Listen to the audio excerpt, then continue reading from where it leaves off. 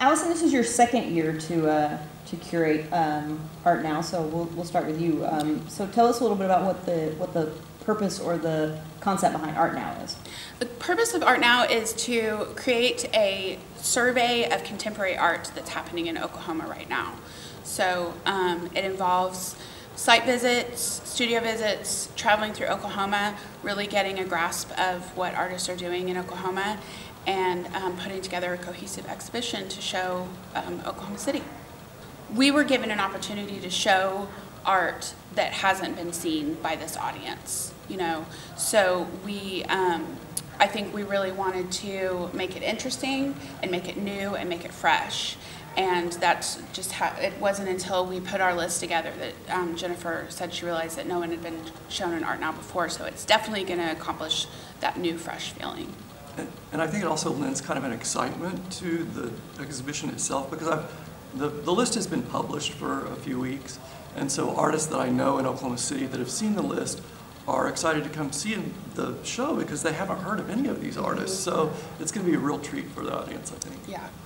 Patrick, talk a little bit about the experience of curating it, going and making the site visits as somebody who just returned to Oklahoma.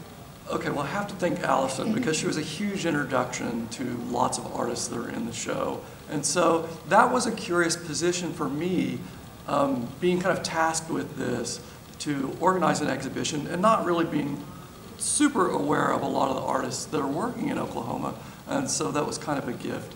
I think what I brought to the show was just the experience of visiting artist studios, listening to them, making selections of work, and hopefully tightening some kind of focus to the show itself.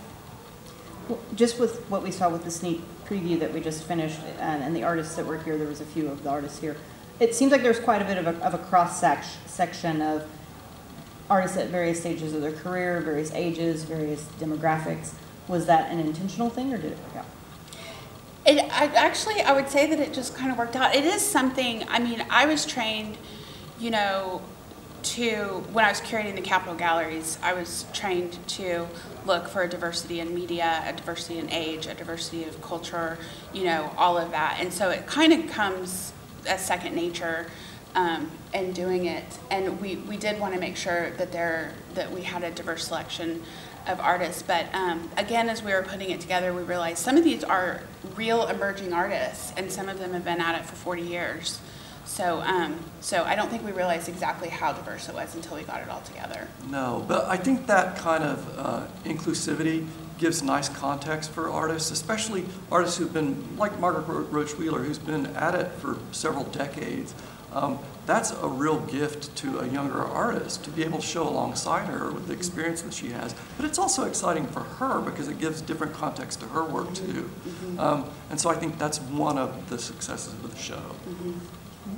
So I understand that they've expanded ArtNow. That's been a thing that's been going on for a few years. Oklahoma Contemporary is expanding the length of the show. Are you excited that people get a longer time to experience it? So excited. Yeah, it used to seem like, I think the regular, it was up for 10 days was the regular time frame for the show.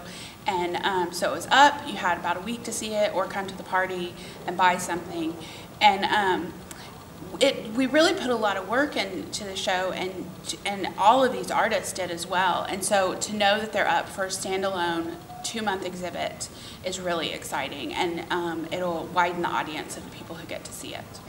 More information about the show and the party at the end that will take place on January 18th can be found at oklahomacontemporary.org.